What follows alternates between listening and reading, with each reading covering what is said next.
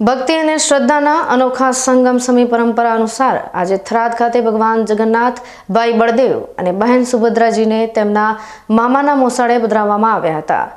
થરાદના નવા રામજી મંદિરથી નીકળી ભગવાનની આ શોભાયાત્રા આદેશનગર ખાતે આવેલા મામાના ઘરે પહોંચી હતી, જ્યાં આદેશ પરિવાર દ્વારા ભગવાન જગન્નાથનું ભવ્ય અને હૃદયસ્પર્શી સ્વાગત કરવામાં આવ્યું હતું. ભાવિક ભક્તોની ઉપસ્થિતિમાં ભગવાનની મહાઆરતી ઉતારવામાં આવી હતી અને સમગ્ર વાતાવરણ ભક્તિના નાદથી ગુંજી ઉઠ્યું હતું. આરતી બાદ મોટી સંખ્યામાં ઉપસ્થિત ભક્તોએ મહાપ્રસાદ ગ્રહણ કરી ધન્યતા અનુભવી હતી. આ વર્ષે થરાદ ખાતે ભગવાન જગન્નાથની 35મી શોભાયાત્રા નીકળવાની છે, જેના પૂર્વે ભગવાનના આ મોસાળ ગમનને લઈને ભક્તોમાં અનેરો ઉત્સાહ જોવા મળ્યો હતો. આ પ્રસંગે શ્રી રામ સેવા સમિતિના પ્રમુખ જગદીશસિંહ પરમાર, ડોક્ટર જગદીશભાઈ પટેલ, વિજયસિંહ રાજપૂત, સુરેશભાઈ સોની સહિત શ્રી રામ સેવા સમિતિના સભ્યો અને મોટી સંખ્યામાં ભક્તો ઉપસ્થિત રહ્યા હતા. ભગવાન જગન્નાથના મોસાળ ગમનના આ દિવ્ય અવસરે સમગ્ર થરાદ નગરમાં ભક્તિ અને શ્રદ્ધાનો માહોલ છવાઈ ગયો હતો.